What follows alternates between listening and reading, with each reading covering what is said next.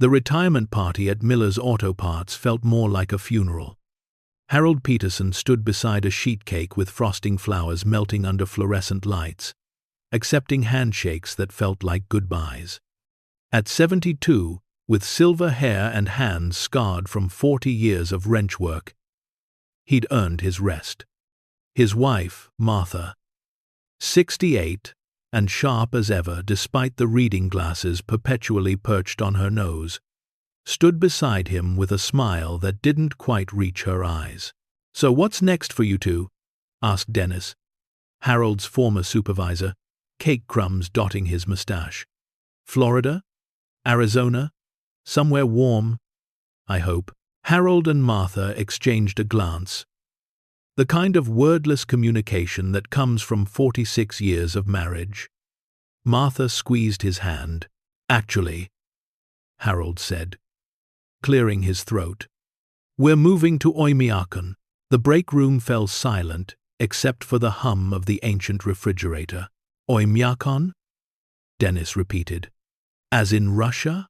As in the coldest inhabited place on planet Earth?" Martha straightened her shoulders. "That's the one." Laughter erupted. Not cruel laughter exactly, but the kind that comes when people think you're joking and they're waiting for the punchline. When Harold and Martha didn't laugh along, the room grew uncomfortable. "You're serious?" asked Janet from accounting. "You're retiring to a place where it gets to -90 degrees? -94, actually," Martha corrected. "In 1924, it reached -96.2. More laughter, more nervous glances. "Harold," Dennis said, placing a heavy hand on his shoulder, "I don't know what you two have been watching on the Travel Channel, but that's not retirement. That's suicide." The drive home was quiet. Harold's knuckles were white on the steering wheel of their old Dodge. Martha stared out the window at the gray Kansas landscape, flat and familiar and suffocating. "They think we've lost our minds," Harold finally said. Martha turned to him. "Maybe we have, but I'd rather lose my mind, chasing something different than lose it watching daytime television in a recliner." That night, as snow began to fall outside their modest ranch house, they sat at the kitchen table, surrounded by paperwork. Real estate listings printed from sketchy websites, legal documents in Russian they'd had translated, bank statements showing their life savings, $117,412. Everything they'd scraped together over 4 decades of careful living. "We could still back out," Harold said softly. "Buy that condo in Scottsdale. Play golf. Be normal." Martha picked up a photograph from the pile. A grainy image of a small wooden house with smoke curling from its chimney, mountains of ice and snow stretching endlessly behind it. The price was listed as $12,000. $12,000 for a house, she whispered. "In Kansas, we couldn't buy a garden shed for that." "There's a reason it's cheap, Martha." "I know." She set the photo down. "But we've spent 46 years doing what we were supposed to do. Working, saving, being sensible. And what do we have? A house that's falling apart. Medical bills we're still paying off. And a retirement fund that wouldn't last us 5 years in this country." Harold reached across the table and took her hand. His fingers were rough, calloused. "Real. Are you sure about this?" She met his eyes. "I'm sure I want to try something before we're too old to try anything." The truth was deeper than either of them wanted to admit out loud. Harold's pension had been cut twice in the last decade. Martha's part-time bookkeeping job had dried up when the hardware store closed. Their health insurance premiums had tripled. The math was brutal and simple. In America, their savings would evaporate in medical bills and rising costs within 7 years, maybe less. But in Oymyakon, where housing was dirt cheap and living expenses were minimal, Where people survived on resilience rather than retirement accounts, they might have a chance, not just to survive, but to live differently, to be brave one more time before the world told them it was too late. The announcement to their children went exactly as expected. Their daughter, Rebecca, 42 and practical to her core, called it financial suicide. She drove down from Omaha the next weekend, her face tight with worry. "Mom, Dad, please," she said, sitting at that same kitchen table. "You can't be serious. Russia? You don't even speak Russian." "We're learning," Martha said calmly. "Learning? Dad, you can barely work your cell phone. How are you going to navigate a foreign country in sub-zero temperatures?" Harold set down his coffee mug. "We managed just fine when we drove cross-country with you and your brother, in a broken-down station wagon, with no air conditioning, and $23 in our pockets. We'll figure this out too." Rebecca's voice cracked. "That was different. You were young." "Exactly," Martha said. "We were young. Now we're old. And if we don't do something now, we never will." Their son, Michael, 38, and living in Seattle with his tech job and modern theories, suggested they get psychiatric evaluations. He said it kindly, gently, the way you speak to someone slipping away from reality. "There are resources," he said over video chat. "Senior living communities, government programs. You don't have to move to Siberia." "We're not sick, Michael," Harold said. "We're choosing to freeze to death." Martha leaned into the camera. "Choosing to live on our terms, while we still can." Even their grandchildren looked confused during the farewell video call. Emma, age 10, asked the question everyone was thinking. "But Grandma, won't you freeze?" "Maybe," Martha said with a smile that didn't hide the fear underneath. "But think of the snow angels we could make." At the neighborhood farewell gathering, barely anyone showed up. Mrs. Henderson from next door brought a casserole and concerns. "I just don't understand," she kept saying, wringing her hands. "Russia? Why Russia?" "Because it's far away from here," Martha wanted to say. "Because we're tired of being invisible. Because everyone around us is dying slowly in front of television sets. And we want to feel alive one more time." But she just smiled and thanked her for the casserole. The Facebook posts started before they'd even left Kansas. Thoughts and prayers for Harold and Martha Peterson, making a very questionable life choice. "Some people have more money than sense. SMH.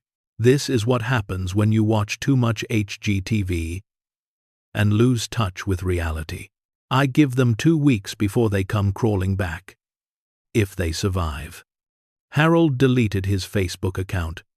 Martha left hers up out of spite. She wanted to see the faces of everyone who doubted them when they proved them wrong.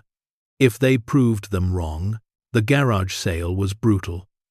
46 years of accumulated life sold for pennies on the dollar. The dining room table, where they'd hosted Thanksgivings, went for $85. Martha's grandmother's china sold for $30. Tools, furniture, Christmas decorations, photo albums. Everything had to go. They could only take what fit in 4 suitcases and 2 carry-ons. The night before they left, they walked through their empty house one last time. Their footsteps echoed on bare floors. Rectangles of unfaded paint marked where pictures had hung. The refrigerator hummed in the darkness.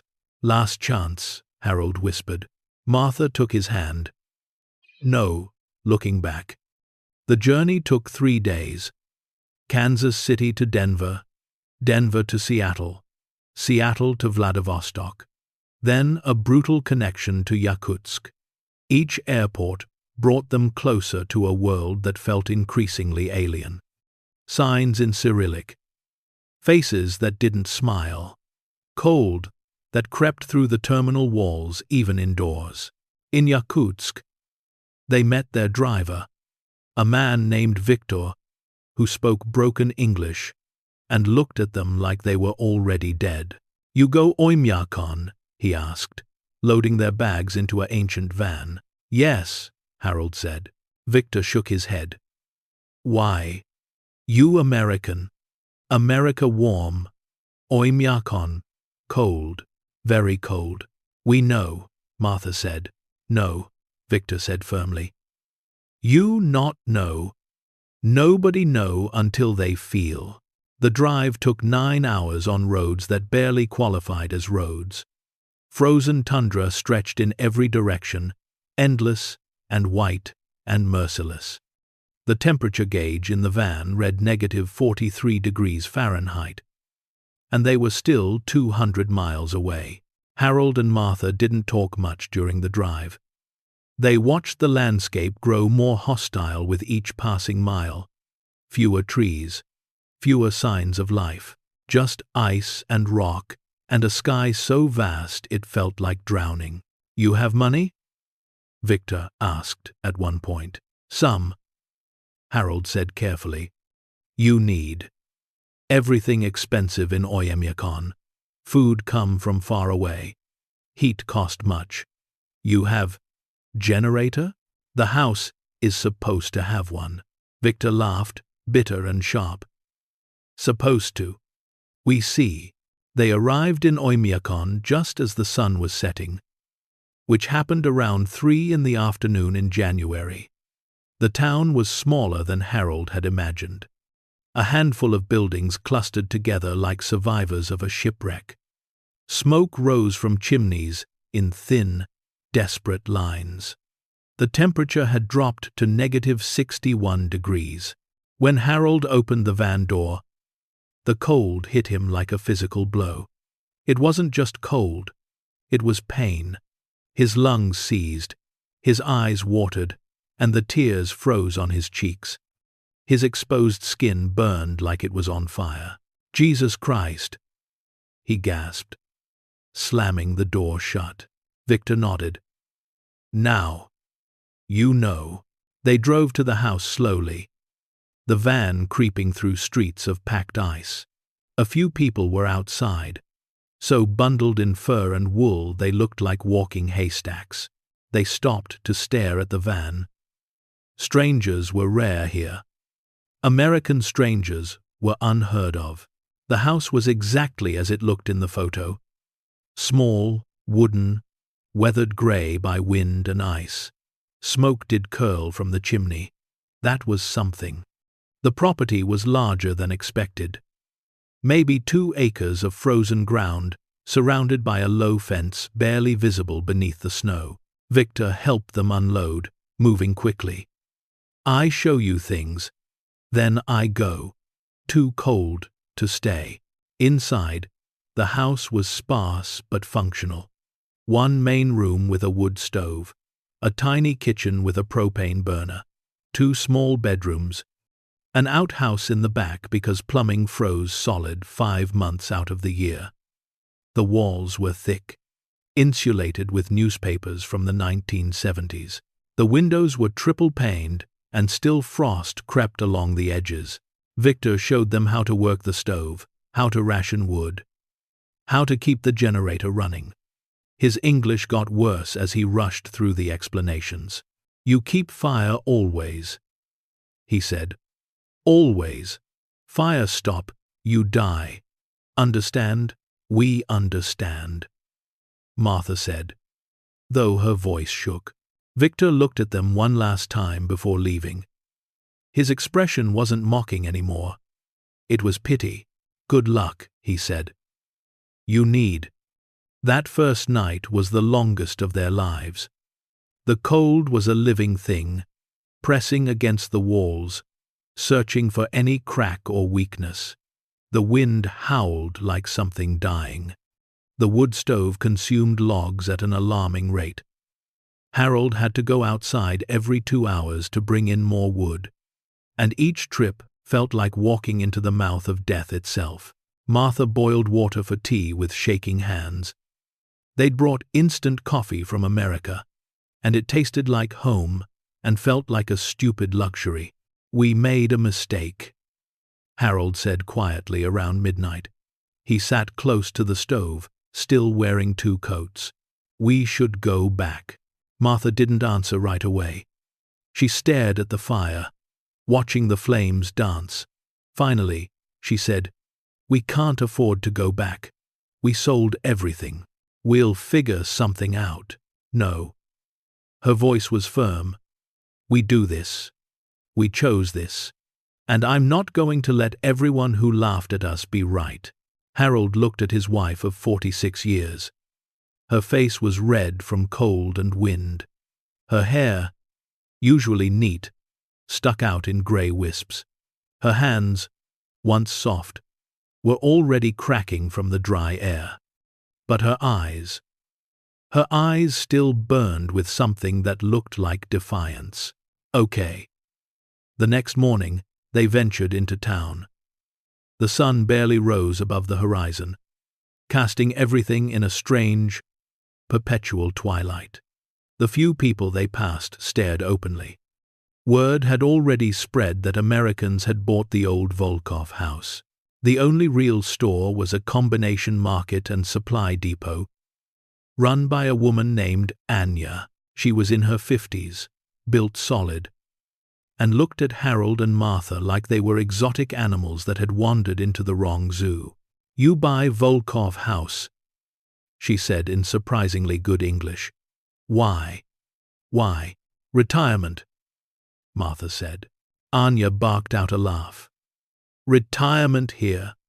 You retire to beach, palm trees, not Oymyakon.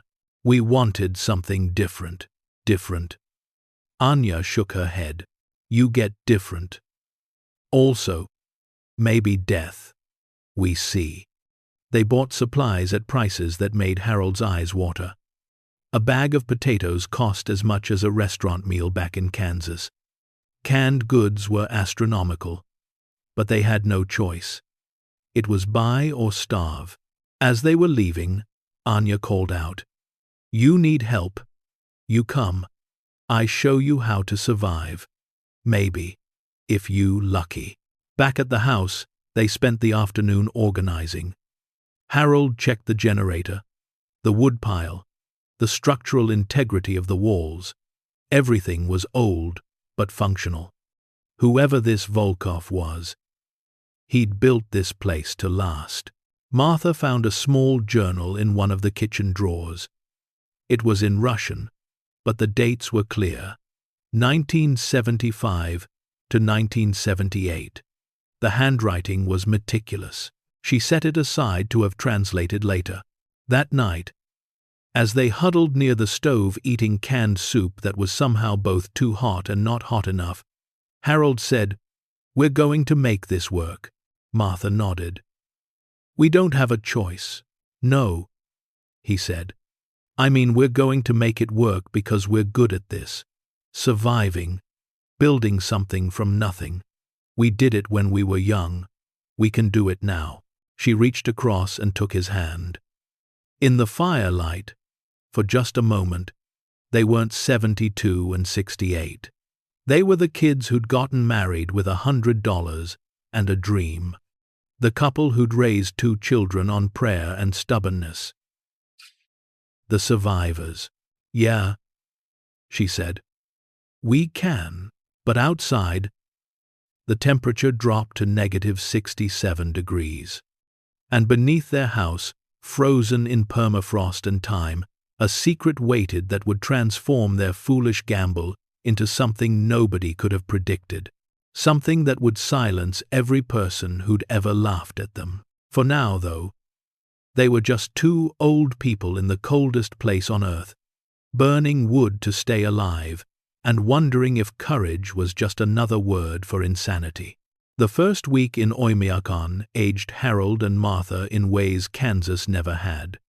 Every morning began the same way.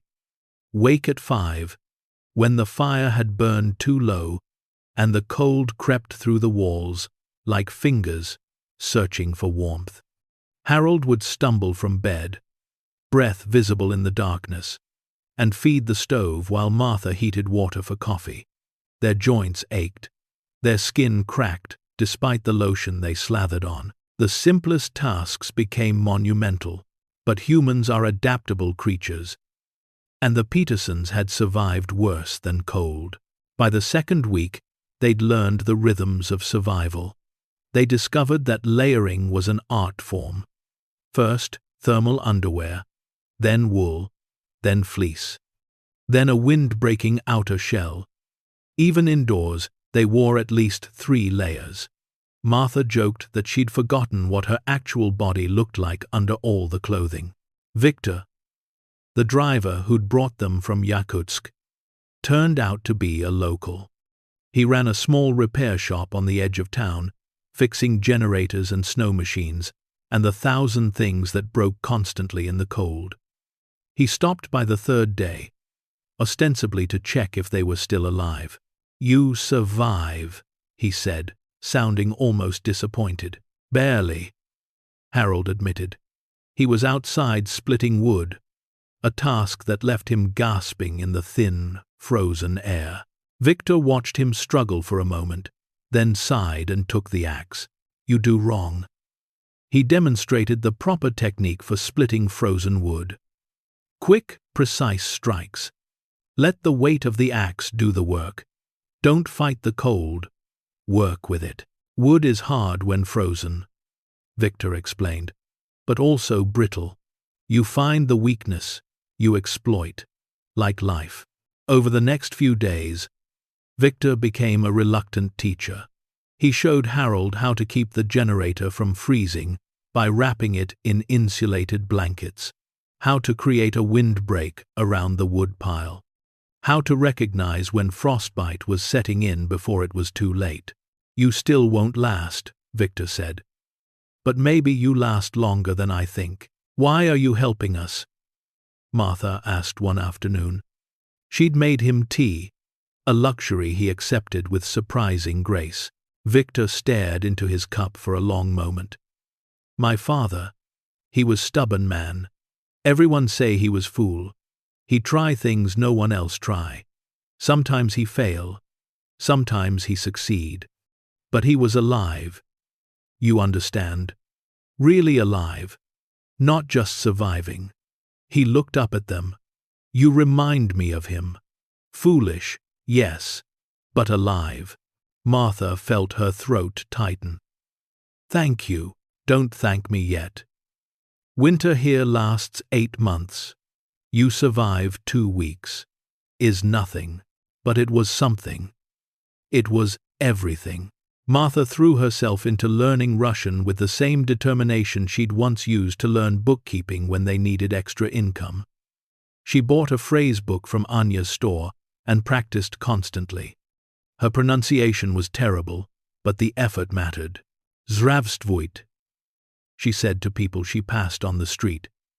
"Hello," most ignored her. Some nodded.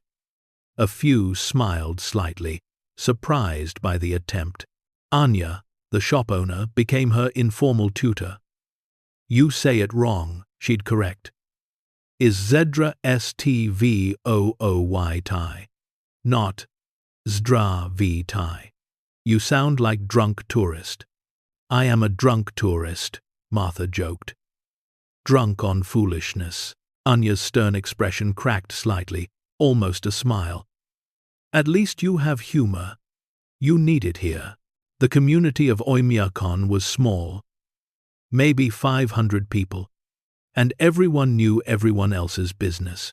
The arrival of 2 elderly Americans was the most exciting thing to happen in years. People watched them constantly. Some with curiosity, others with suspicion, a few with something that looked almost like hope, as if Harold and Martha's stubborn survival meant something larger than 2 old people refusing to quit. Martha learned that Oymyakon meant unfrozen water, a reference to a hot spring nearby.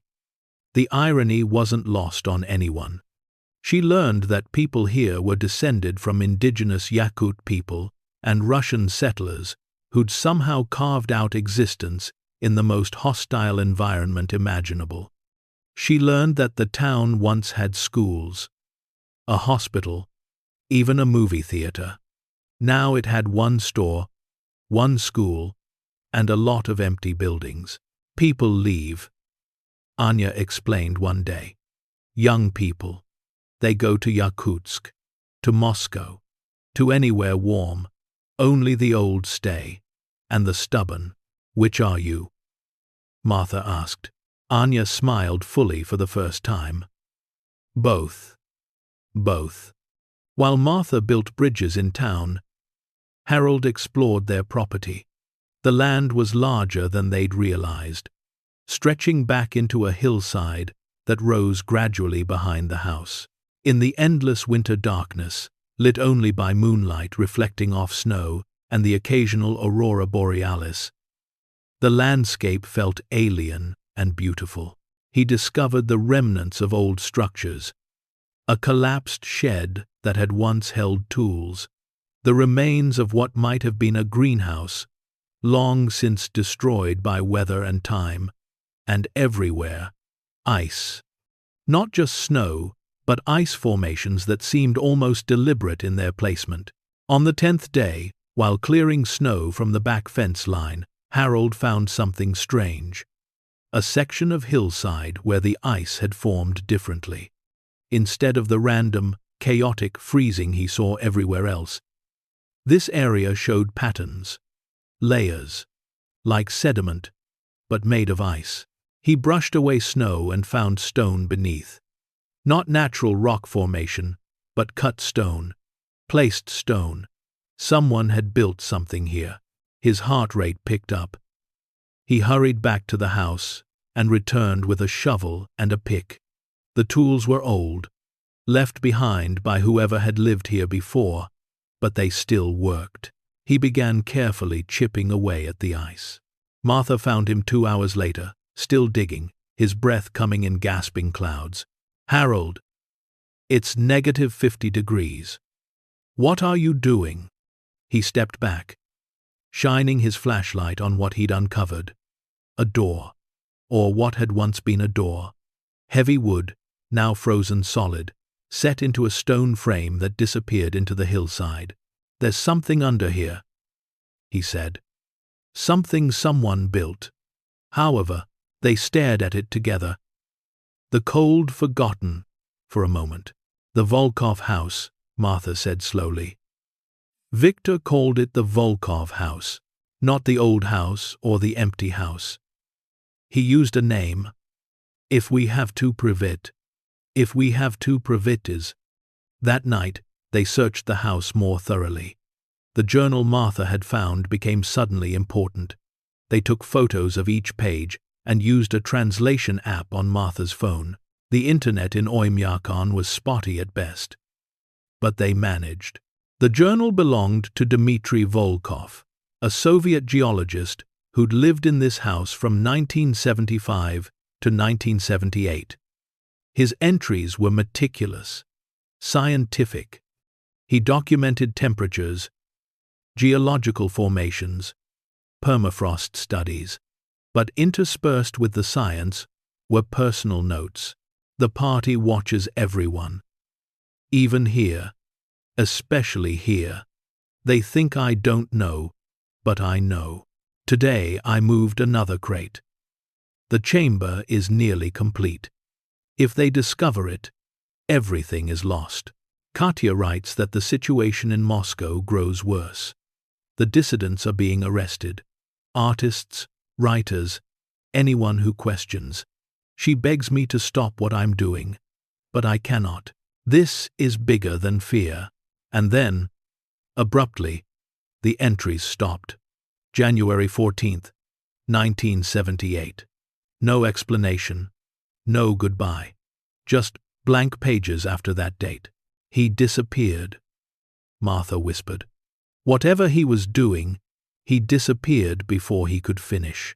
Harold pulled out a map they'd found in the same drawer. It showed the property, but with additions in pen, measurements, calculations, and a series of symbols that looked like compass directions, all pointing to the hillside, to where Harold had found the door. The next morning, Harold returned to the site with better tools. He found them in a shed he'd barely explored, old Soviet-era equipment wrapped in oiled cloth and preserved by the cold. Picks, shovels, even an old manual ice auger.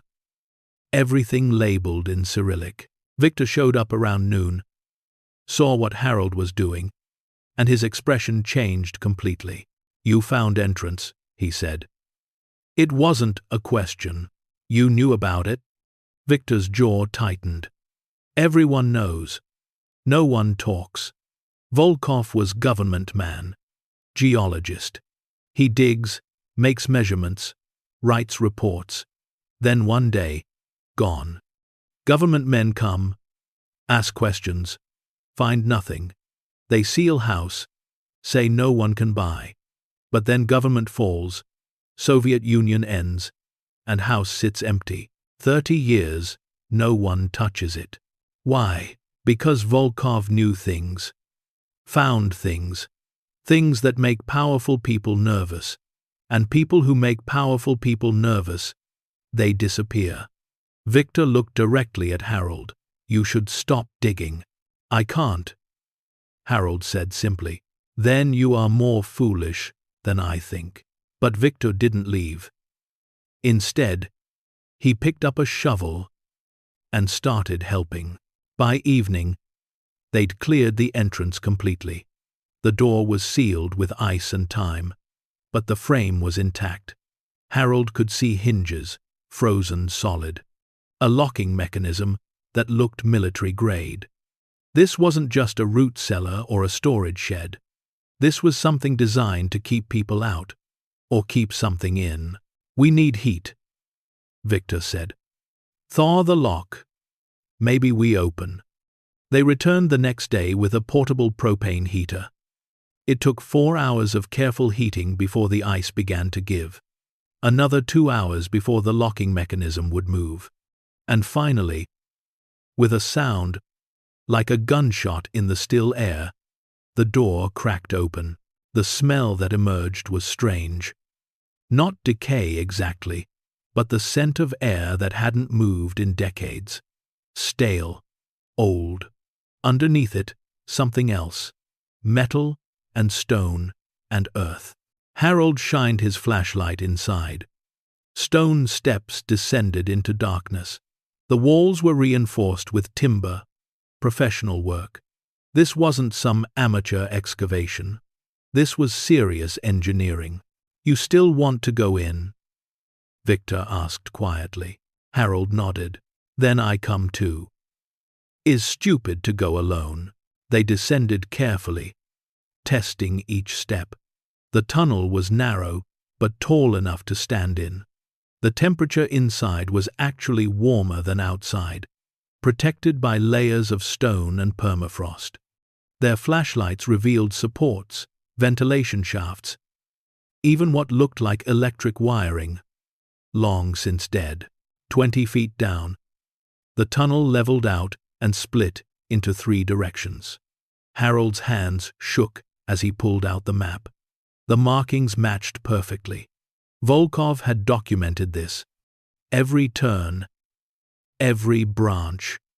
This wasn't a discovery. This was a blueprint. They explored cautiously. One tunnel led to what looked like a storage area, empty except for some rotted wood crates. Another was collapsed, blocked by a cave-in that must have happened decades ago. But the third tunnel continued deeper into the hillside, and every 10 feet there were doors. Small doors, large doors, all sealed, all locked. They returned to the surface as the brief period of twilight faded. Neither spoke as they climbed out and sealed the entrance again, piling snow over it to hide what they'd found. Back at the house, Martha had tea ready. Her hands trembled as she poured. "Someone was watching the house today," she said quietly. I saw them. A young man, maybe 30. He stood across the street for an hour, just watching. When I waved, he left quickly. Did Victor say anything about people watching? Harold asked. No. But he didn't have to. She wrapped her hands around her tea mug. This town is small. Everyone knows we've been digging. Everyone knows about Volkov. Some people here probably remember him. They sat in silence for a long moment. The wood stove crackled. Outside, the wind howled with a sound like voices calling from a great distance. We should stop, Martha finally said. Victor is right. We're old. We're foreigners. We don't understand what we're dealing with. Harold nodded slowly. You're absolutely right, but we're not going to stop, are we? He looked at his wife of 46 years. No. We're not. No. No. No. Why not? Because, Harold said, choosing his words carefully, everyone back home said we were crazy. Said we'd fail. Said we'd come running back. And maybe they were right. Maybe this is crazy. But we've survived 2 weeks in the coldest place on earth. We've started to make friends. We've found something that someone thought was important enough to hide for 40 years. And I want to know what it is. Martha was quiet for a long time. Then she smiled, small but real. Remember when we drove to California with $100 and a promise of a job that didn't exist? We slept in the car for 2 weeks. Remember when Rebecca got sick? And we had no insurance. We worked 3 jobs between us. Remember when the bank tried to foreclose? We rebuilt that transmission by hand and sold it for exactly enough to save the house. Martha reached across and took his hand. We've never done things the easy way. No. Harold agreed. We haven't. The next day, they returned to the tunnels. This time, they brought more supplies, better lights, tools, and Victor, who'd shown up at sunrise without being asked. If you die down there, he said, I don't want to explain to your children why I let you go alone. They explored deeper. The tunnel system was extensive, far more than a single person could have built alone. Harold realized this must have been an official Soviet project at some point. Geological research, maybe. Or something more secretive. The Cold War had left strange scars across Russia, and this far east, in the permafrost. Who knew what the government had been doing? They found more storage rooms. Most were empty. But in one, Harold discovered something that made his blood run cold. Old tools, scientific equipment, and journals. Not just Volkov's personal diary, but official logs, research documents, all stamped with Soviet government seals. He was documenting something, Harold said, flipping through pages, taking samples, measuring. But measuring what? Victor pointed to one of the documents. His face had gone pale. This is geological survey from Ministry of Natural Resources. These formations, these markings, this is what they look for when they search for deposits. Deposits of what? Victor's voice dropped to a whisper. Diamonds, gold, platinum. Siberia is rich in minerals.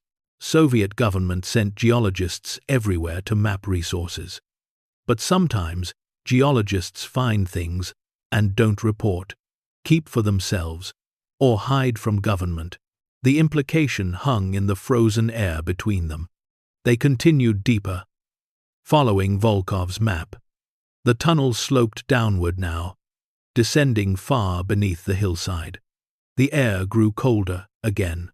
Their breath formed thick clouds, and then, at the end of the longest tunnel, they found it. A door. But not like the others. This one was steel, heavy, military grade.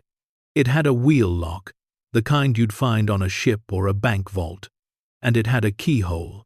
a specific, unusual keyhole. Harold pulled out a set of keys they'd found in Volkov's desk. Old, brass, strange cuts. He tried 3 before one slid smoothly into the lock. "Wait," Victor said. "You don't know what's inside." Victor said, "Once Ivan Jan, only one way to find out," Harold replied. He turned the key. Something deep inside the mechanism clicked and ground. Then, with surprising ease for a lock that had been sealed for over 40 years, it opened. Harold gripped the wheel and turned. Once, twice, 5 times. The door's seal broke with a hiss of escaping air. They pulled it open. The chamber beyond was massive, 20 feet wide, 30 feet deep, the ceiling lost in darkness above their flashlight beams, and it was filled. Crates, dozens of them, hundreds, stacked neatly, labeled in Cyrillic, preserved perfectly by the cold. Victor stepped inside, his flashlight sweeping across the labels. His hands started shaking. "What?" Martha asked. "What is it?" Victor picked up a crowbar leaning against the wall, as if left there for this exact purpose. He approached the nearest crate and carefully pried it open. The wood cracked but held. Inside, nestled in straw that had somehow remained intact through decades, objects gleamed in the flashlight beam. Diamonds. Rough diamonds, still in their matrix stone. Dozens of them. In this one crate alone. Victor opened another crate. Gold. Bars stamped with Soviet seals and dates from the 1970s. Another crate. Platinum, ingots. Another. Ancient artifacts. Carved ivory. Worked jade. Cultural treasures from indigenous peoples. Harold and Martha stood frozen, unable to process what they were seeing. Crate after crate after crate. Some labeled with geological survey marks, others marked with museum catalog numbers. Still others with codes they didn't recognize. On a table at the far end of the chamber, they found one more journal, thicker than the others. And this one was written in both Russian and English, as if Volkov had known someone would eventually find it, someone who might not speak Russian. Harold opened to the first page. His voice shook as he read aloud. "If you are reading this, then I am dead, and my work remains unfinished. My name is Dmitry Volkov, and I am not a thief. I am a guardian. What you see before you is not treasure. It is evidence. Evidence of systematic theft by the Soviet government from the people of Siberia. Resources extracted and never returned. Cultural artifacts seized and never restored. Wealth meant for the people, hoarded by the party." Martha's hand went to her mouth. Harold continued reading. "I have documented everything. Every item in this chamber has a record of origin. My plan was to preserve these until a time when Russia was free, when they could be returned to their rightful owners. But time has run out. The KGB knows I am hiding something. I have perhaps days before they come. To whoever finds this, these treasures do not belong to you. They belong to the people. Please, finish what I could not." The journal entry was dated January 12, 1978, 2 days before Volkov's final diary entry. 2 days before he vanished. Victor's voice was barely a whisper. "Do you understand what you have found?" "Trouble," Martha said. "We've found trouble. More than trouble." Victor's hands were still shaking. "This is enough to buy Moscow, to change this whole region, and everyone who knows about it will want it. Government, criminals, everyone." Harold carefully closed the journal and looked around the chamber. 40 years ago, a man had risked everything to protect this, had given his life to keep it from the wrong hands. And now, through pure chance or fate or foolishness. It had fallen into the hands of two American retirees who could barely keep their house warm. What happens next will turn this into something we cannot control, Martha said quietly. We could walk away, seal this up, pretend we never saw it. Could we? Harold asked. Could you really pretend you didn't see this? Martha looked at him, looked at Victor, looked at the impossible wealth surrounding them, and she thought about Volkov, a man she'd never met, who'd given everything to protect something that wasn't his to keep, but wasn't theirs to steal. No, she said. Finally, we finish what he started. Victor stared at them both. You are either the bravest people I have ever met, or the most foolish. Probably both, Harold said. They sealed the chamber, locked the steel door, and made their way back to the surface. But everything had changed. The secret they now carried was too heavy for two old people in a foreign land. And somewhere out there, someone was watching. Someone who knew they'd found something. Someone who would want it for themselves.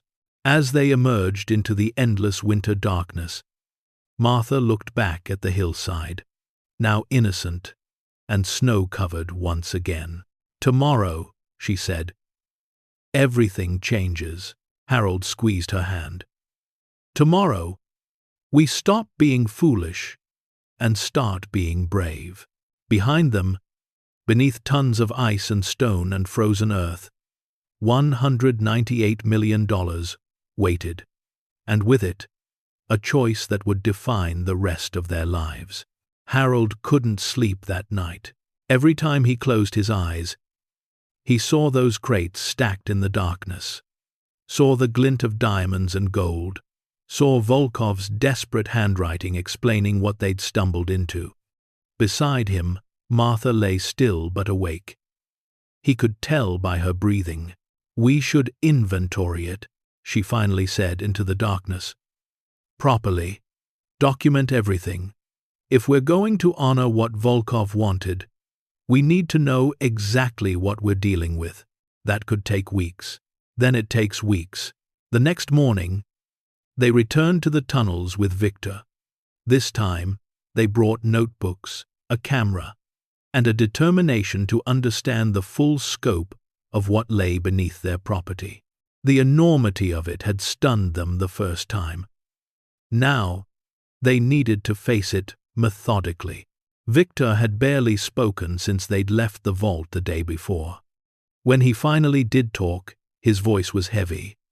I tell no one about this. Not my wife. Not my brother. No one. You understand? Word gets out. We all in danger. We understand, Harold said. But understanding and controlling information were two different things. They descended into the tunnel system with fresh eyes. In the initial shock of discovery, they'd missed details. Now Harold noticed ventilation shafts that extended far above them, engineered to allow airflow without creating obvious surface openings. Martha spotted electrical conduits, carefully run along the ceiling, connected to what must have been a generator system long since dead. This wasn't a rushed job. This was years of work. The tunnel network was more extensive than they'd first realized. The main passage branched into 7 different corridors, each leading to separate chambers. Most were storage, but one appeared to have been Volkov's working space. It contained a desk made from rough timber, a camping chair that had collapsed with age, and boxes of files. Martha opened the first box carefully. Inside were photographs, dozens of them.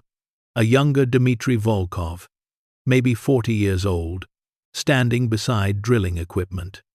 Volkov with other geologists, all wearing Soviet uniforms. Volkov alone in this very tunnel, holding up a chunk of rock embedded with something that glittered. He documented everything, Martha said, sorting through the images.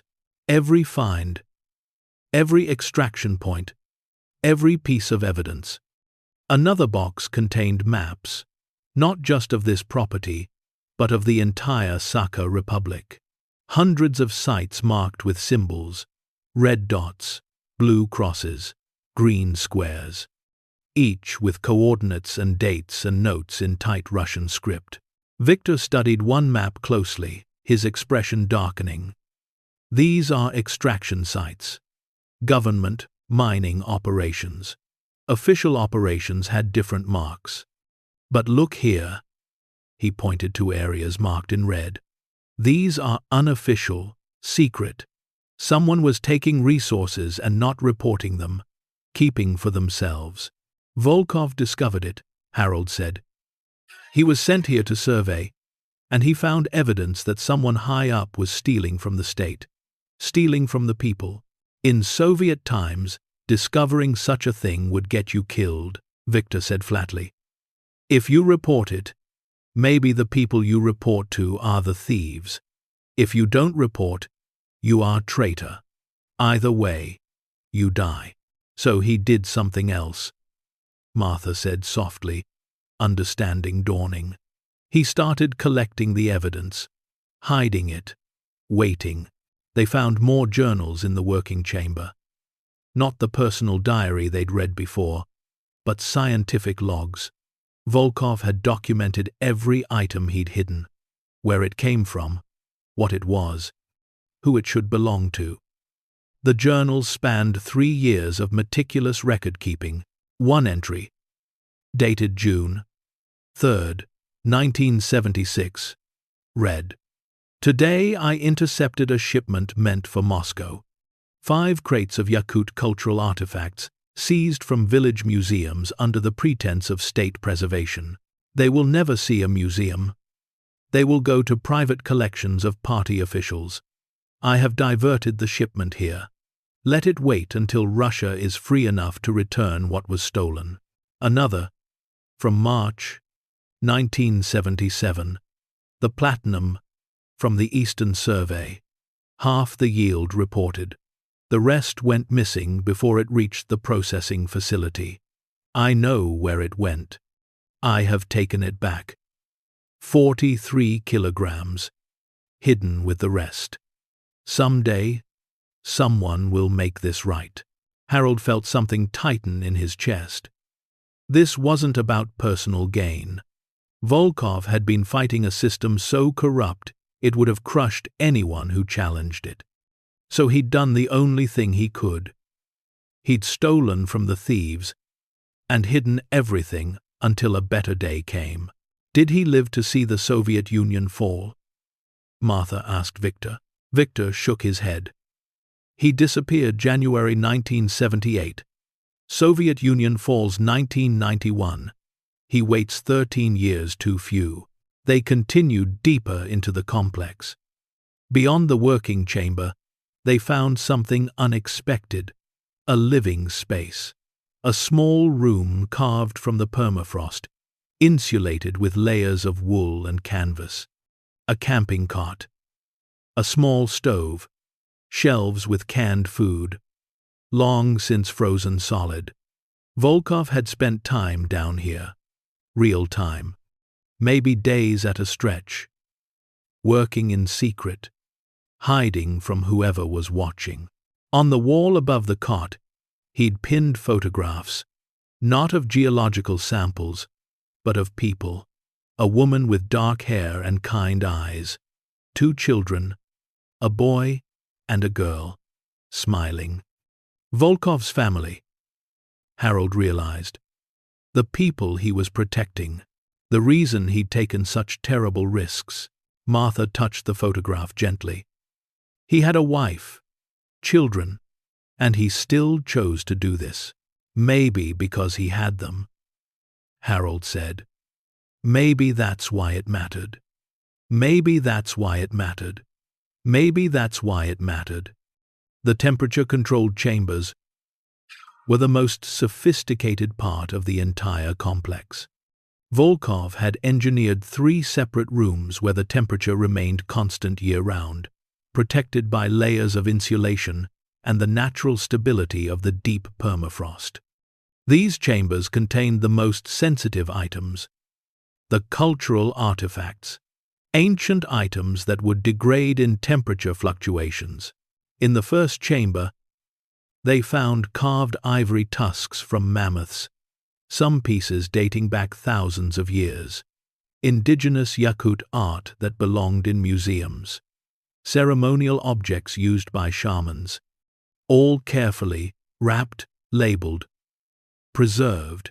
The second chamber held documents, not just mining records, but cultural documentation, birth records from indigenous villages, land deeds that proved ownership before Soviet collectivization, historical texts written in Yakut language, evidence of a culture that the Soviet government had tried to erase. "This is more valuable than the gold," Victor said quietly, handling a bundle of aged papers. "This is identity, history, things you cannot buy." The third chamber held the minerals and precious metals, and this was where they finally understood the true scope of what Volkov had protected. They spent 6 hours doing a full inventory, working by lamplight in the frozen silence. Martha documented everything in a notebook, her handwriting growing shakier as the magnitude became clear. 372 rough diamonds of various sizes, the largest the size of a walnut. Total estimated weight, 4,800 carats. 63 gold bars, each weighing 1 kilogram, stamped with Soviet ministry markings. 41 platinum ingots, similarly marked.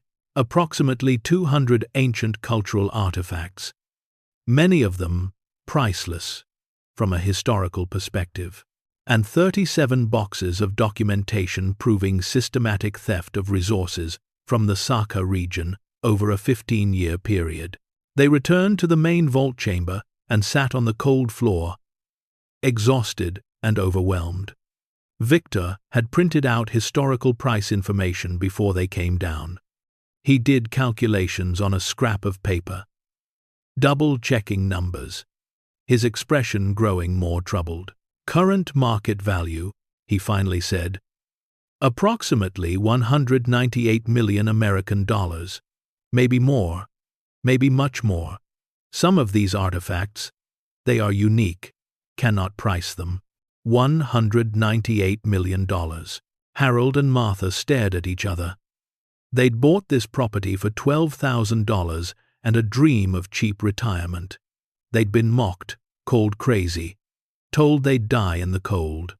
And now they were sitting on nearly $200 million in a frozen tunnel beneath a house that barely had working plumbing. "What do we do?" Martha finally whispered. Before Harold could answer, they heard something. A sound from somewhere above them, in the tunnel system. Footsteps. Someone else was down here. Victor's hand went to the crowbar he'd been using. His expression went hard. "I lock entrance. Seal it. No one should be here." The footsteps grew closer. Harold clicked off his lamp. In the darkness, they waited. A flashlight beam swept across the vault entrance. Then a voice called out in Russian. Young, male, uncertain. Victor answered, sharp and angry. A conversation followed that Harold and Martha couldn't understand, but the tone was clear. Victor was not happy. Finally, Victor switched on his lamp and motioned for Harold and Martha to do the same. A young man stood in the doorway, maybe 30 years old, bundled in heavy clothes. His face was flushed from exertion, or cold, or fear. "My nephew," Victor said in English. "Anton. He follows us." "My nephew, Victor 70 Salve." Anton spoke rapidly in Russian. Victor's expression grew darker with each word. "He sees us come here every day. Sees us bring supplies. Gets curious. Today he follows. Finds entrance not sealed properly. Comes down." Victor turned to Anton and spoke sharply. The young man flinched but didn't leave. "He sees. The secret was out. Anton stared at the crates, at the open containers showing their impossible contents. His eyes were wide. He said something else in Russian, and Victor translated reluctantly. He says half the town is talking. The crazy Americans dig for something. People watch from windows. They see us bring equipment. They make guesses. Anton says his friend Boris thinks maybe we find old Soviet weapons. Another person thinks maybe we find bodies. Everyone has theories. But now he knows the truth, Martha said. Victor and Anton argued for several minutes. The nephew's voice rose, excited, insistent. Victor's remained level but firm. Finally, Anton fell silent. He wants to tell everyone, Victor said. Says this treasure belongs to Yakutia, to the people here. Says we are foreigners. We have no right to keep it secret. He's not wrong, Harold said quietly. Victor looked at him sharply. You understand what happens if word gets out. Government comes. Maybe they thank you. Maybe they arrest you for not reporting find. Criminals come, for sure. Treasure hunters. Reporters. Everyone wants peace. You think you can control this? No, Harold admitted. But we can't control it anyway. Your nephew knows. And if he knows, others will find out. The question isn't whether the secret gets out. The question is what we do before it does. Martha stood up, her joints protesting. She was 78 years old, standing in a frozen tunnel beneath Siberia, surrounded by stolen treasure and impossible choices. 2 months ago, her biggest worry was whether they could afford their blood pressure medication. We finish what Volkov started, she said firmly. That's what we do. And how do we do that? Victor asked. You think Russian government listens to 2 old Americans? You think they let you decide what happens to nearly $200 million? I don't know, Martha admitted. But Volkov left instructions. He documented everything. He wanted these items returned to their rightful owners. Indigenous artifacts to indigenous peoples. Stolen resources to benefit the region they were taken from. Evidence of corruption to be made public. We honor that. Anton said something else. Victor translated. He asks what you get out of this. Why you care about dead Soviet geologists' wish. On leases. One his non-dead. Harold thought about the Facebook posts back in Kansas. The laughter at his retirement party. His daughter calling them suicidal. His son suggesting psychiatric evaluation. Everyone who'd said they were crazy, foolish, that they'd fail. Because we understand what it's like to be dismissed, Harold said. To have something valuable that no one else can see. To be told you don't matter. Volkov mattered. His work mattered. And we're going to prove it. They emerged from the tunnels as the brief Arctic twilight was fading. Anton left quickly, his expression troubled. Victor stayed behind. He will talk, Victor said. Maybe not today. Maybe not tomorrow. But he will talk. People will know. Then we need to move fast, Martha said. Document everything. Contact the right people. Do this properly before we lose control of the situation. Over the next 3 days, they worked frantically. Martha photographed every page of Volkov's journals, every document, every artifact. Harold created spreadsheets listing everything in the vault, cross-referenced with Volkov's notes. Victor helped translate the most important documents. They barely slept. The house was constantly cold because they spent so little time feeding the stove. They ate canned soup standing up, grabbing a few hours of rest, then returning to the tunnels. On the 4th day, Martha made contact with a historian at Yakutsk State University who specialized in indigenous Sakha culture. She sent a carefully worded email describing a potential discovery of historical significance. The response came within hours. The historian wanted to see everything immediately. Harold reached out to a geologist he'd found through online research. Someone who'd written papers about Soviet-era mining corruption. That man forwarded the information to a journalist who'd been investigating similar cases for years. The machinery was set in motion. There was no stopping it now. On the fifth day, the first outsider arrived. Not a government official or a historian. A reporter from Yakutsk, young and ambitious, who'd heard rumors that something incredible had been found in Oymyakon. He knocked on their door at 6 in the morning. "Is true?" he asked in broken English. "You find Soviet treasure?" "No comment," Martha said, and shut the door. By noon, there were 3 more reporters. By evening, someone from the regional government office. By the next morning, word had reached Moscow, and everything exploded. The quiet couple who'd been mocked for buying a house in the world's coldest city were suddenly international news. Americans discover hidden Soviet fortune in Siberian permafrost. The headlines spread across the internet like wildfire. Their email inboxes flooded. Legal threats, offers to buy the treasure, marriage proposals, death threats, congratulations, demands, accusations. The world wanted a piece of what they'd found, and everyone had an opinion about what should happen to it. Rebecca called from Omaha, her voice shrill with panic. "Mom, what have you done? The news is saying you found $200 million. Is that true? Are you safe? Do you need me to come there?" "We're fine, honey," Martha said, though she wasn't sure if that was true. Michael called from Seattle. "Dad, I've been contacted by 3 different lawyers offering to represent you pro bono. Well, one wanted 40%, the other 2 wanted 30%. None of them seem trustworthy. What do you need? How can I help?" For the first time since the retirement party, their children weren't calling them crazy.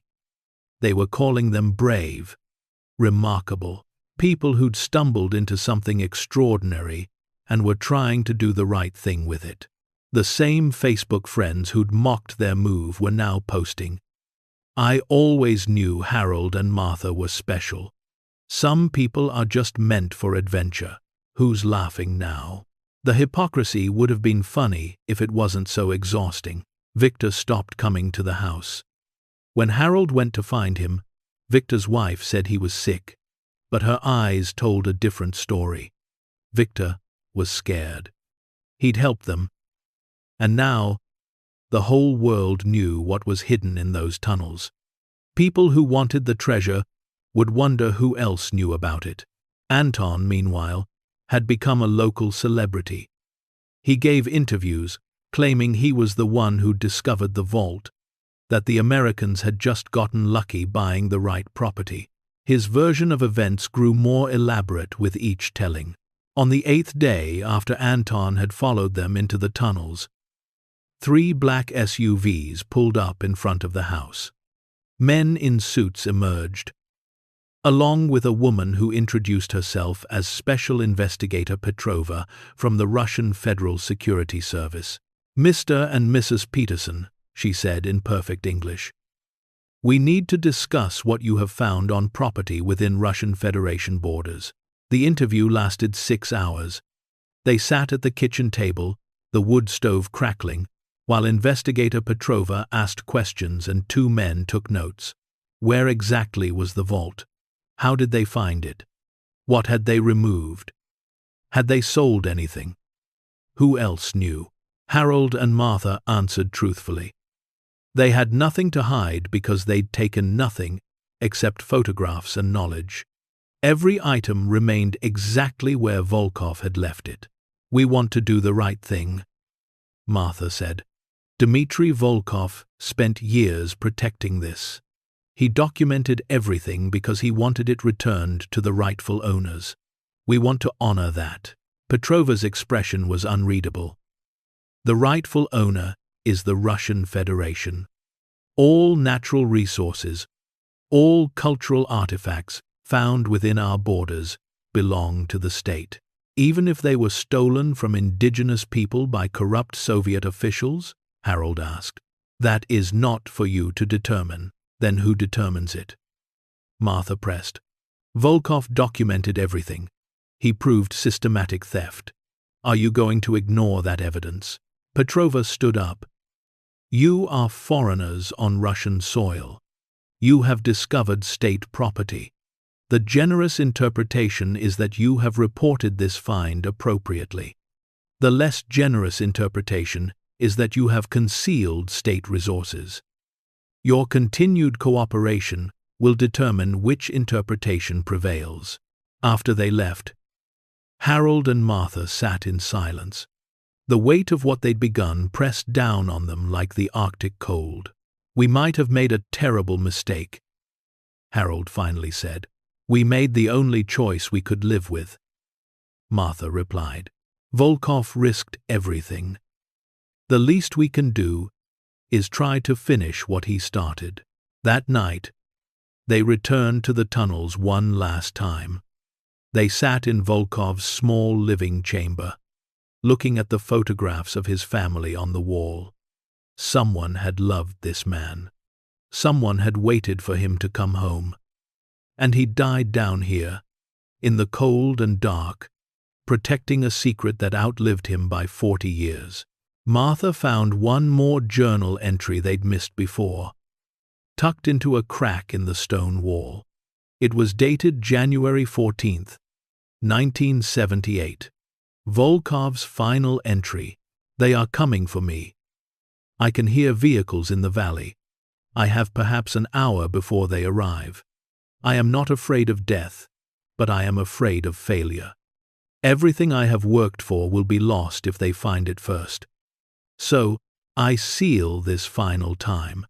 If you are reading this, then I am gone, and you have found what I protected. Please, do not let them win. The people deserve truth. The people deserve justice. Do not let corruption have the final word. The entry ended there. Harold imagined Volkov sealing the vault for the last time, climbing to the surface, facing whatever came next. The official story was that he'd disappeared, but disappeared probably meant murdered, buried somewhere in the permafrost, where no one would ever find him. We owe him, Martha said softly.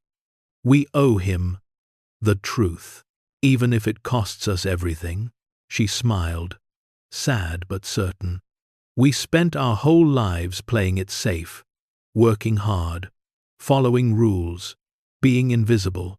And where did it get us? Broke and mocked and told we didn't matter. Maybe this is our chance to matter. They climbed back to the surface one last time. The aurora borealis danced across the sky, green and purple, and impossibly beautiful. The cold bit at their faces, but they stood there for a moment, looking at the stars. What happens next will turn this night upside down, reveal a truth nobody expected, and remind us why sometimes the quietest voices carry the most power, Martha whispered. Stay tuned to see what happens next. If you're enjoying the story, please like, share, and subscribe for more. Harold laughed despite everything. Are you narrating our lives now? Someone should, she said. We've earned a good story. The next morning, the historians arrived from Yakutsk, then the geologists, then the indigenous leaders from Yakut communities, then more government officials, then international observers. The small house that had once been silent and forgotten became the center of something larger than Harold and Martha could have imagined. And through it all, they held firm to one simple truth. This wasn't their treasure. It belonged to the people Volkov had tried to protect, and they would make sure, somehow, that his 40-year vigil hadn't been in vain, even if it meant losing everything they'd gambled to build in the coldest place on Earth. Within 48 hours, Oymyakon transformed from the quietest place on Earth to the center of the world's attention. Satellite trucks lined the frozen streets, their generators humming constantly. Journalists from Moscow, Beijing, New York, and London crowded into Anya's small store, the only place in town warm enough for interviews. Hotel rooms were non-existent, so reporters rented spaces in people's homes for prices that made locals' eyes go wide. The story was irresistible. Elderly American couple, mocked for retiring to Siberia, discovers $200 million treasure, hidden by heroic Soviet geologist. It had everything: underdogs, hidden wealth, Cold War intrigue, a love story spanning 46 years. And at the center, Harold and Martha Peterson, who'd just wanted a cheap place to retire, and instead found themselves at the heart of an international incident. The Russian government moved swiftly. Within 3 days of investigator Petrova's visit, official notices were delivered. The vault and all its contents were declared state property under Russian Federation law. Any attempt to remove, sell, or distribute items would result in criminal prosecution. Harold and Martha were given temporary custodian status, but ownership was not theirs to claim. Basically, Harold said, reading the legal documents with Martha at their kitchen table, "We found it, but it's not ours. It was never ours." Martha replied, "The question is whether it belongs to the government or to the people Volkov wanted to help." That distinction became the center of an international legal battle that neither of them wanted but couldn't avoid. Indigenous Yakut leaders arrived from across the Sakha Republic, elders who'd heard about the cultural artifacts hidden in the vault. They brought their own lawyers, their own claims. These items had been stolen from their communities, they argued. Museums had been raided, sacred objects taken.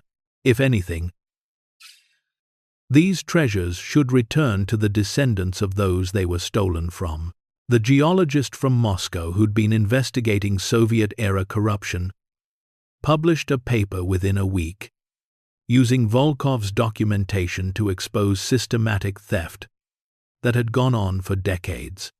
His findings named names, many of them still alive, some still in positions of power. The implications rippled through Russian politics like an earthquake. Environmental groups got involved, arguing that the diamonds and minerals documented by Volkov came from ecologically sensitive areas that had been devastated by illegal mining. They wanted the vault's contents sold and the money used for environmental restoration. Human rights organizations demanded the historical documents be made public, preserved as evidence of Soviet-era oppression.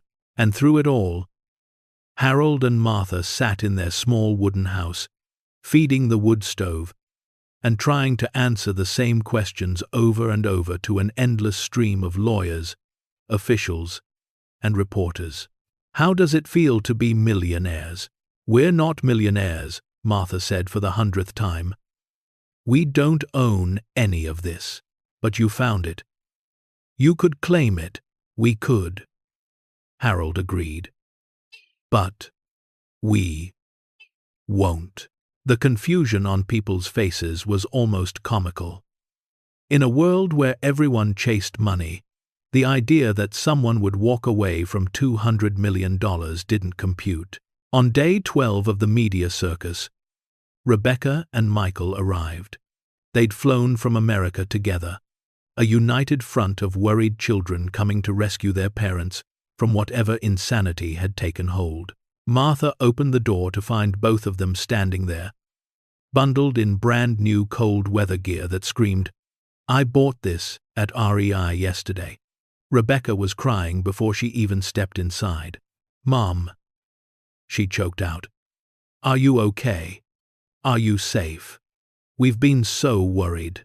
We're fine, honey, Martha said, pulling her into a hug.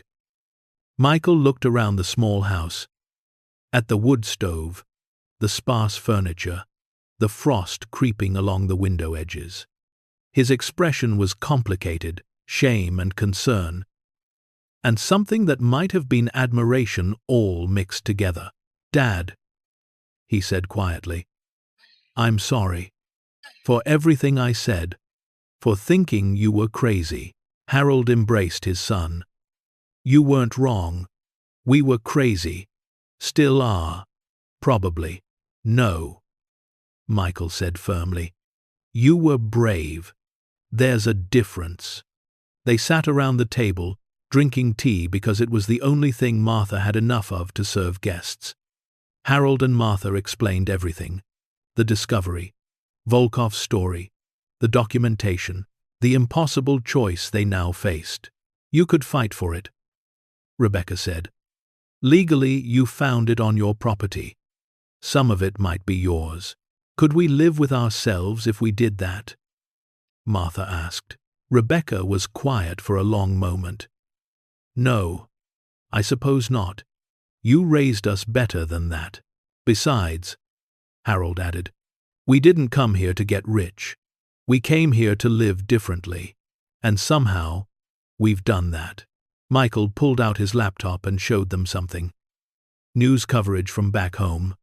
CNN, BBC, Al Jazeera, every major network. But also, smaller stories. Local news in Kansas. Their old neighborhood. People they'd known for years being interviewed. Mrs. Henderson, their former neighbor, told a reporter, I always knew they were special. Just had a feeling about them. Dennis, from the auto parts store, actually teared up on camera. Harold was the best mechanic we ever had. Nothing surprised him. I guess finding treasure in Siberia is just another problem he solved. The Facebook comments had done a complete reversal. The same people who'd posted thoughts and prayers for their questionable life choice were now posting, this is what happens when you follow your dreams. And Harold and Martha are proof that age is just a number. They all mocked us, Martha said, watching the coverage with a strange expression. And now they're all proud of you, Rebecca said.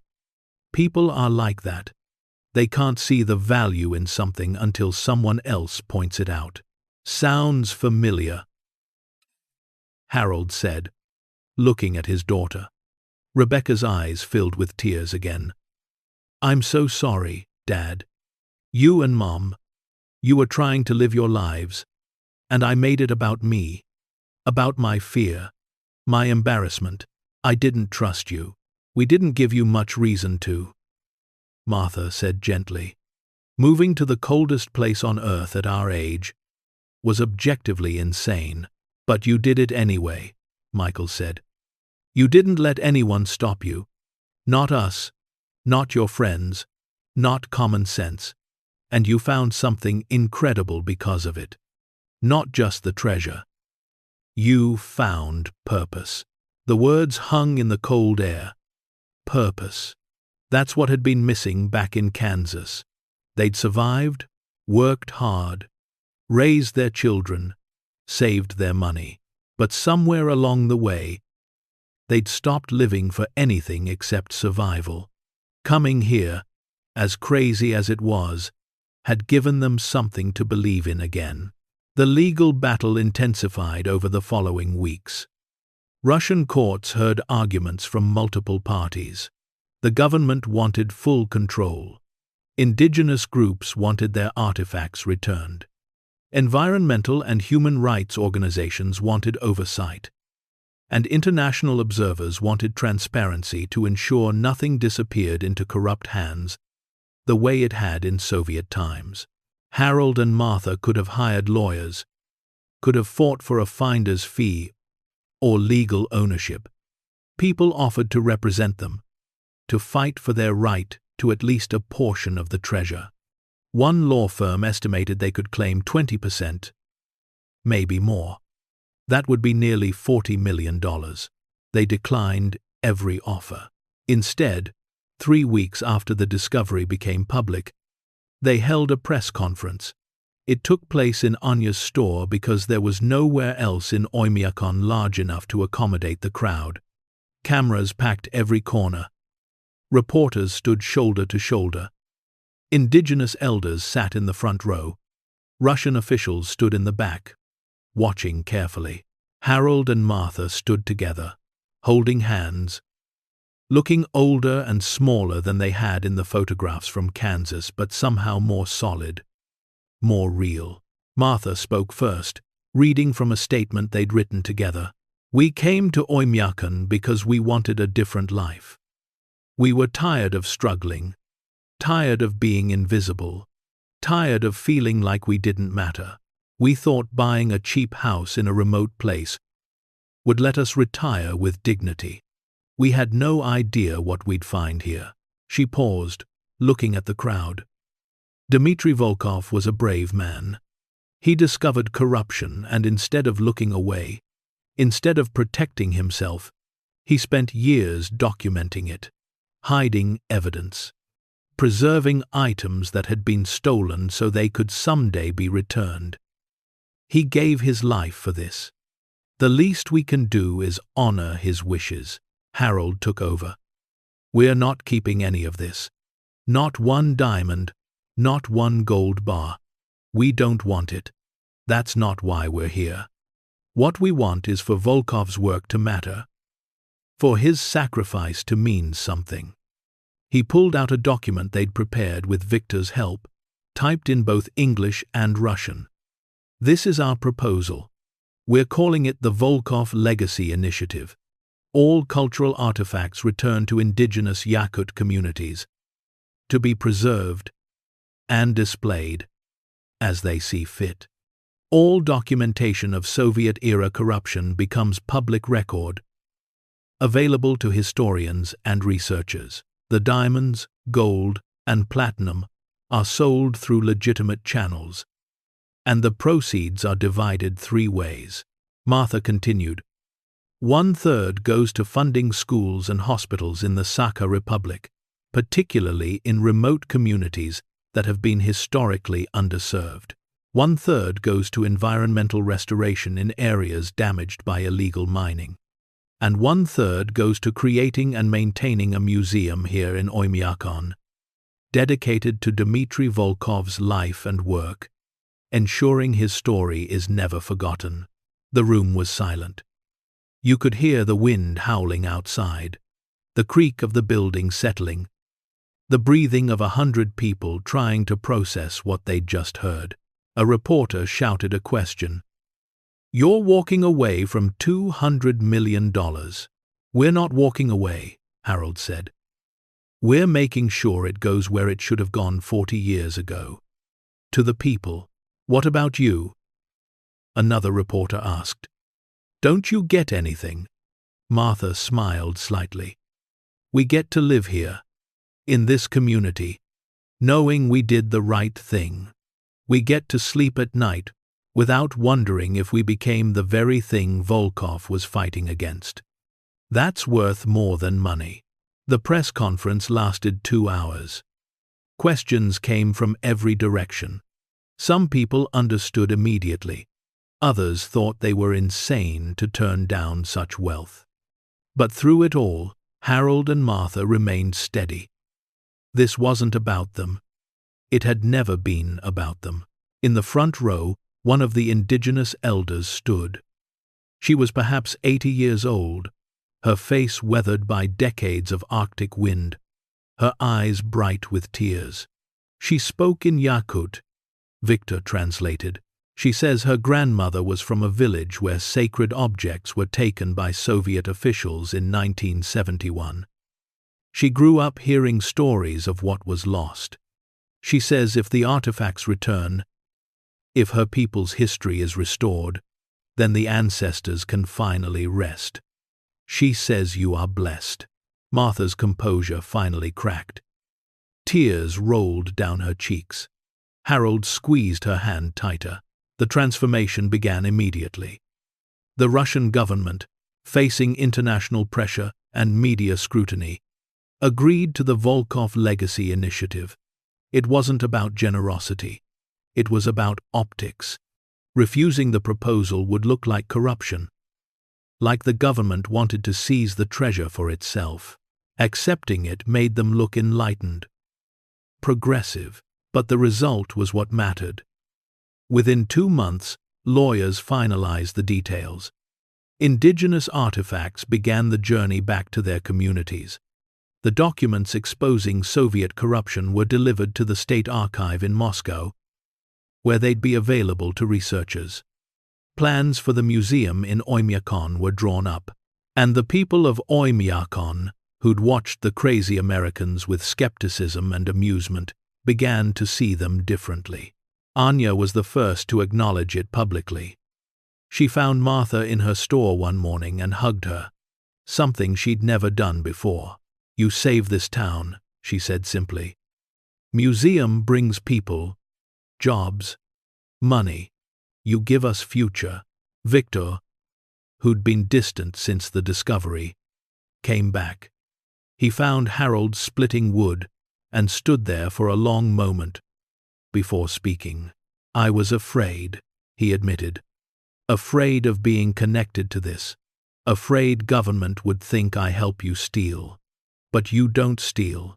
You give away. You make me ashamed for my fear and proud to know you." Anton, Victor's nephew who'd followed them into the tunnels and initially claimed credit, showed up at their door one evening. He wouldn't meet their eyes. "I lied," he said through Victor's translation. "I tell reporters I find it. I want to be important. But truth is, you find it. You do right thing, and I just make noise. I am sorry. We all want to be important." Martha said kindly. "You're young. You'll find your way." The economic impact was immediate and dramatic. The museum project brought construction jobs. Workers arrived from Yakutsk to help build. A small hotel was planned to accommodate tourists. Anya expanded her store. Someone opened a small restaurant.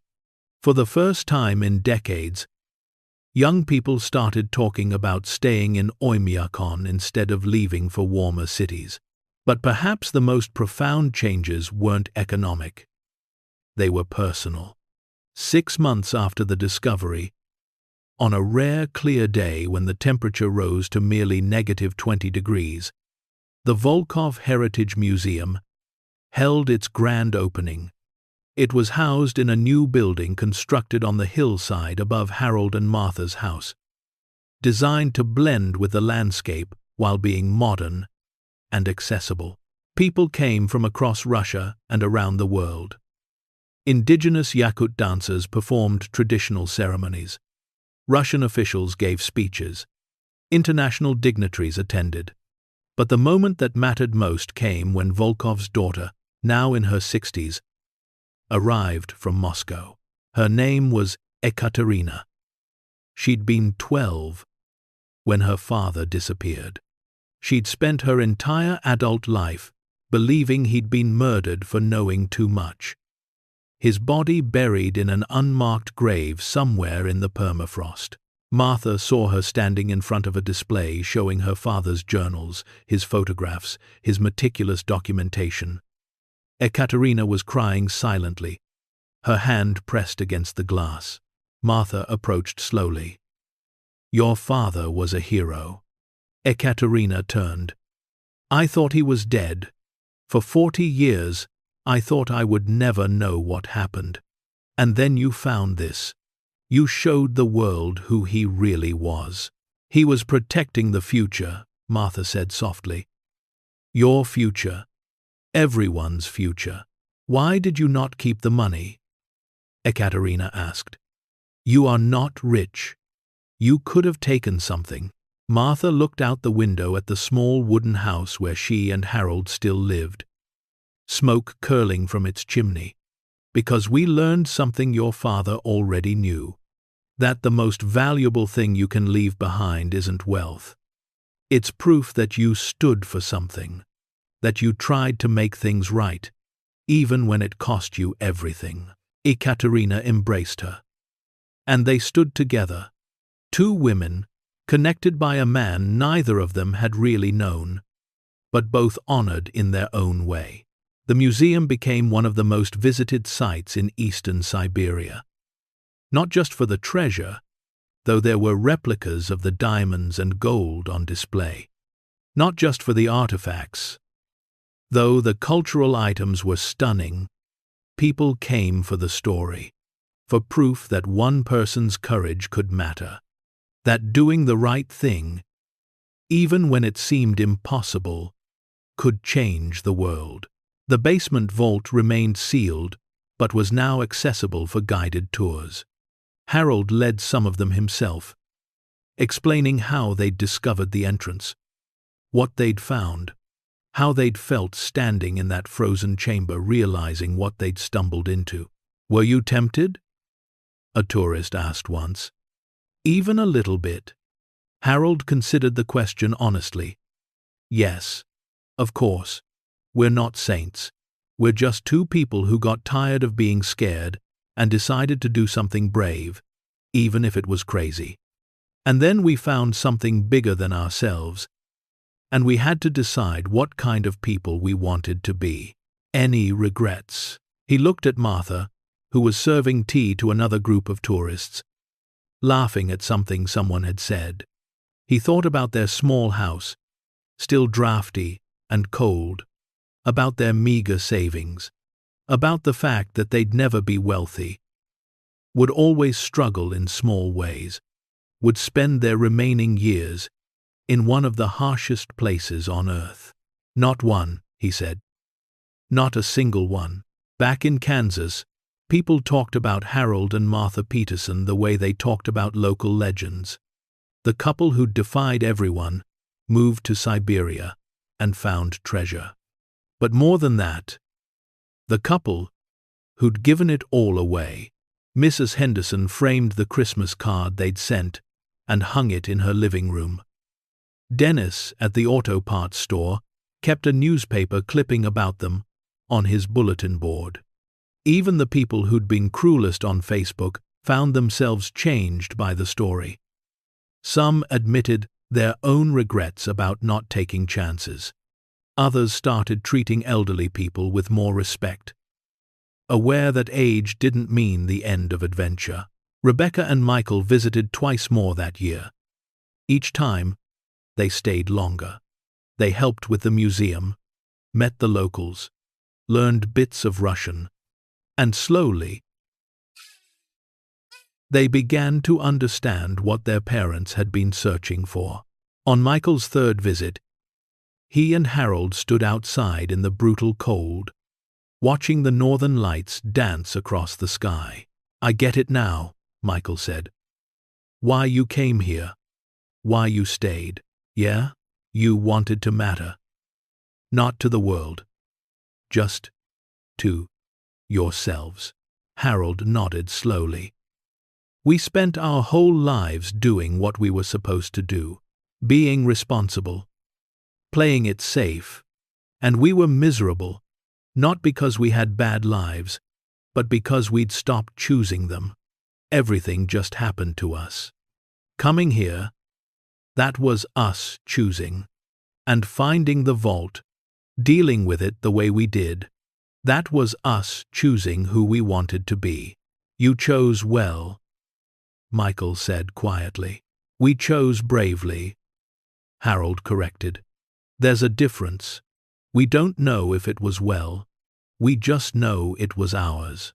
2 years after the discovery, on a morning when the temperature had dropped to -73 degrees, Harold and Martha sat at their kitchen table drinking coffee and watching the sunrise, or what passed for sunrise in the Arctic winter. The house was warm. They'd finally gotten the hang of managing the wood stove. They were dressed in fewer layers than they'd needed that first terrifying winter. "Do you ever miss Kansas?" Martha asked. Harold thought about it. "I miss how easy it was, how familiar. But I don't miss who we were there. Who were we?" Invisible. We were just two more old people watching TV and waiting to die. He reached across the table and took her hand. Here, we're Harold and Martha, the crazy Americans who found the treasure, the ones who gave it away, the guardians of Volkov's legacy. We're also the ones whose pipes freeze constantly and who smell like wood smoke all the time, Martha added with a smile. That too.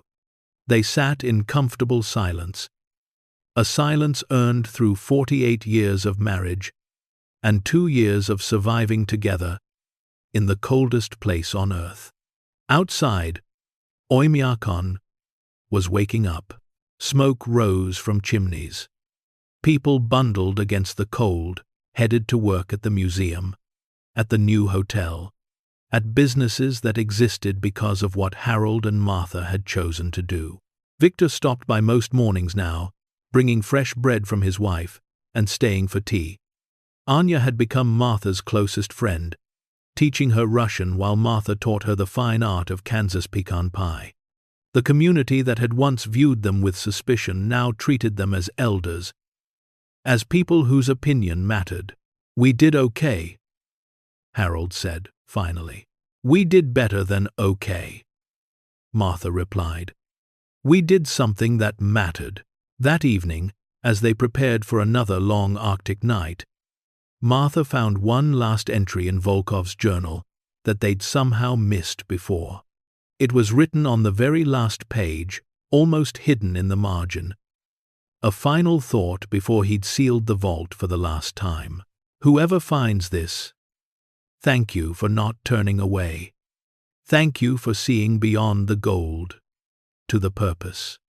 We all want to leave something behind, something that proves we were here, that we tried to make things better. If you finish what I started, then I did not die in vain, and perhaps neither will you." Martha read it aloud to Harold. They sat with those words, feeling their weight, their truth. "We didn't die," Harold said. "Finally," Martha agreed.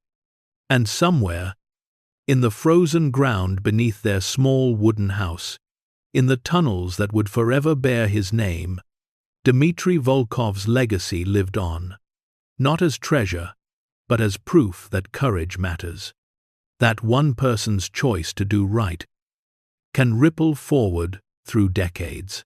That sometimes the craziest decisions lead to the most meaningful lives. Because Harold and Martha Peterson had learned something that most people never do. That a life worth living isn't measured in comfort, or safety, or wealth. It's measured in the moments when you choose to be brave, when you decide that doing the right thing matters more than doing the easy thing, when you give up everything you could have had for everything you believe in. And as the aurora borealis painted the Arctic sky in impossible colors, as the cold pressed down like a living thing, as the world turned slowly in its ancient dance, two elderly people in the coldest place on earth smiled at each other and knew they'd finally found what they'd been searching for all along. Not treasure, not adventure, not even validation from the people who doubted them. They'd found meaning. They'd found purpose. They'd found proof that age is just a number, that it's never too late to change your story, and that sometimes the most valuable thing you can discover isn't hidden in a vault beneath the ice. It's hidden inside yourself, waiting for the courage to live differently. The end. Anyone can choose comfort over courage, safety over risk, the familiar over the unknown. But Harold and Martha Peterson proved that the greatest treasure isn't what you find in the ground. It's what you discover in yourself when you refuse to let fear write your final chapter. Up next, 2 more powerful stories are waiting for you. Click to keep exploring with us. And don't forget to hit subscribe if you believe it's never too late to live the life you were meant to live.